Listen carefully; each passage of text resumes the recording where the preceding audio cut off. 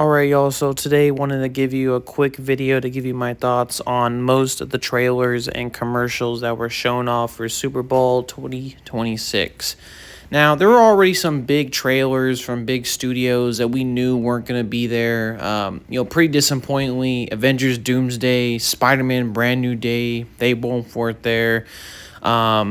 Technically, Supergirl wasn't there, but they did release a new TV spot for the Puppy Bowl, which I actually thought was a pretty funny little marketing gimmick right there. And I'll go ahead and talk about that one as well.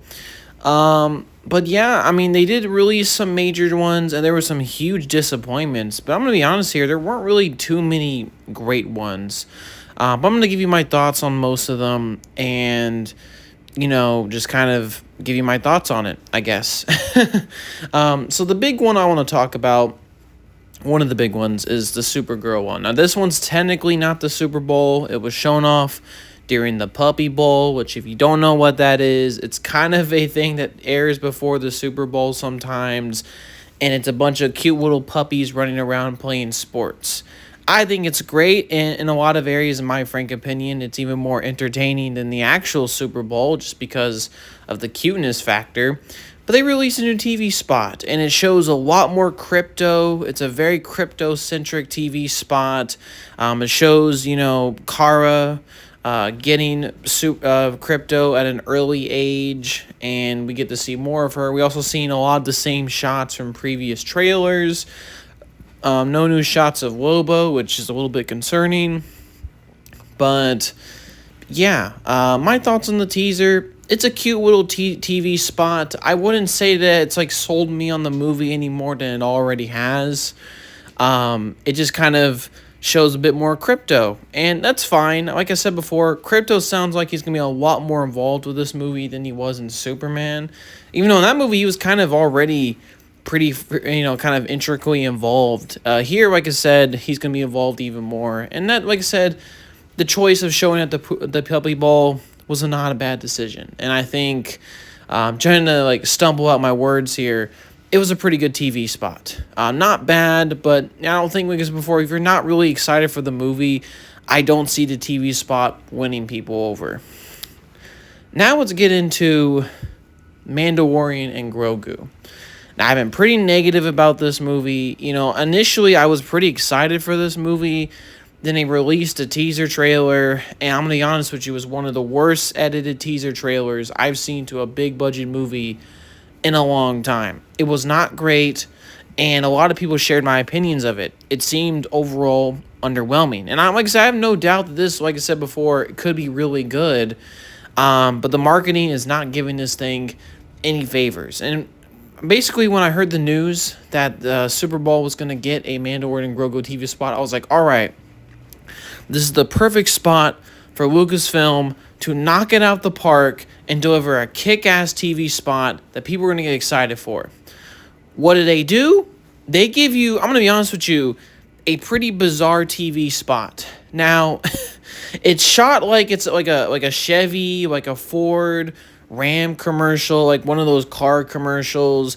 You see a shot of the Mandalorian and Grogu riding in this sled across a very icy landscape with a bunch of tauntauns pulling them. And, I think there's narration from Eli Roth. I can't remember the actor's name, but he's been in a lot of Western stuff. And I'm going to be honest with you. This was just a bizarre and confusing TV spot. Now, actually, after the Super Bowl, they kind of released, an explanation because there was just so much confusion. I'm like, what the hell was this TV spot? Disney and Lucasfilm said that apparently it was positioned between two other commercials in the Super Bowl and was supposed to be a sort of parody of them, I guess, and a homage. I'm not sure. I wouldn't call it, horrible or anything, and looking back on it, I'm like, okay, I get the point of it now more so. But I'm going to be honest with you, this was not the marketing tactic they should have done to sold people on this movie. Because this movie really needed people to get on board with it. The first trailer wasn't that great. A lot of people said so. This really was the opportunity to bring more people on board. I mean, this was really the only big Lucasfilm really Disney TV spot that was showing off at Super Bowl, and this is it. A kind of weird, bizarre homage. I didn't really enjoy it that much. I don't hate it. Like, I don't think it's absolutely horrible, but it just continues with it. Like I said, on this string of bad marketing decisions from this movie, bad trailer decisions. It is just frankly so bizarre, and I was really disappointed by it. Like I said, I don't hate it. It's not the worst thing ever. I'll get to that one later, but just what was this, bro? I think they really should have just gone out with a more traditional TV spot instead of this weird homage thing that, I'm going to be honest with you, was not that great.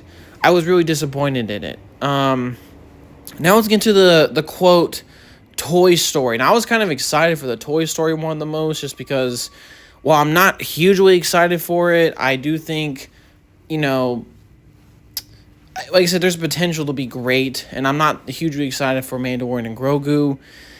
This TV spot is not even a TV spot. I'm going to be honest with you. I am shocked Disney and Pixar would allow Toy Story to be involved. It's basically a glorified Levi's pants ad, Levi jeans ad, and they show a quick shot of Woody, and then it's a compilation of a bunch of stuff. Really, honestly, inappropriate for a kids movie. I'm just gonna be honest here. Like, Toy Story is a kids franchise. Why it got mixed up in this, I don't know. But horrendous decision to put Toy Story involved with Levi jeans. Horrendous, bro. I can't even explain to you how bad it is. What a horrible decision is. Like, even worse than what they were trying to do with the Mandalorian and Grogu. At least, like I said before, that TV spot was at least something. This was nothing. So yeah, awful TV spot. And then they also released a new TV spot for a movie that I didn't even know was coming out called Minions and Monsters. It's another Minions movie. Like I said, these movies have never been that great, and maybe at some point I'm going to watch them all again and review them. But this TV spot was all right. It was inoffensive. It wasn't too bad. It looked like a fun kids movie. Like I said, way more appropriate than what the hell Disney was doing with Woody and the Levi jeans ad. I'm sorry, that's so bizarre. Like, what? Like, that's like for example, like a YouTuber trying to make a funny edit. That's what they would put Woody's jeans in for. But the funny thing about it, and probably the most hilarious thing, is that it was an actual company. And people authorized this. Wild. But yeah, the Minions TV spot surprisingly was pretty decent. Out of all these TV spots, it's weirdly got me more excited for the movie. They also released a new Super Mario Galaxy TV spot. It showed a bit more footage, more of the movie. And yeah, it looks pretty good. I don't have too many complaints from it. It looks pretty exciting. I have a huge nostalgia for Super Mario Galaxy, so I am pretty excited for this movie. And then the final TV spot I want to discuss is the new Steven Spielberg movie, Disclosure Day. Now, I don't know if I've made a video discussing the first teaser when it came out, but it's the first Steven Spielberg movie he's made in a while. For what I understand, I don't know if it's based on anything, but it's about aliens and something getting disclosed to the world about the existence of aliens. Has Emily Blunt in it and some other actors. I'm not exactly sure the specifics of it, but I did like the teaser trailer. And I'm going to be honest with you, I saw this new TV spot for it. And while I didn't love the first teaser, I thought it was kind of strange on how it's presented. Not in a bad way, but just kind of a weird trailer. This TV spot was great. I really enjoyed the TV spot. It really sold me on the premise of the movie more so than the teaser did. And it just showed more exciting stuff. Like I said before, I'm frustrated because what the Disclosure Day TV spot did is really what the Mandalorian TV spot should have done. It should have been a more traditional, like I said, the premise of the movie out of the way in a 30-second TV spot. And they exactly did that. And I really enjoyed the TV spot. In my opinion, it was the best one out of everyone's. And yeah, but yeah, that's my thoughts on the overall Super Bowl 2026 TV spots and commercials. Huge mixed bag. Overall, pretty disappointing, just to be honest with you. Disclosure Day was the best one. The Supergirl was definitely one of the better ones, but the others were kind of to mid to bad levels of quality. Now, before I end this video, I also want to give you my quick thoughts on some trailers I forgot to talk about last week. I was just so busy and swamped with stuff. They released a new Michael TV spot and Michael trailer recently. I really do like what I see. It looks pretty good. Hoping that they land the sort of beginnings of his career. And the best teaser they released, or a new trailer, so to speak, was the new Monarch Legacy of Monsters Season 2 trailer. Really enjoyed it. They showed off Kong, Godzilla, which I'm surprised Kong's going to be involved in this series, and the new monster a little bit more, the Kraken. That's what people are speculating it could be. It looks great. Really excited for that series. I enjoyed Season 1 for the most part, so looking forward to it. But yeah, my thoughts on all these trailers. Kind of a big catch-up video, I know. But yeah, peace out, y'all.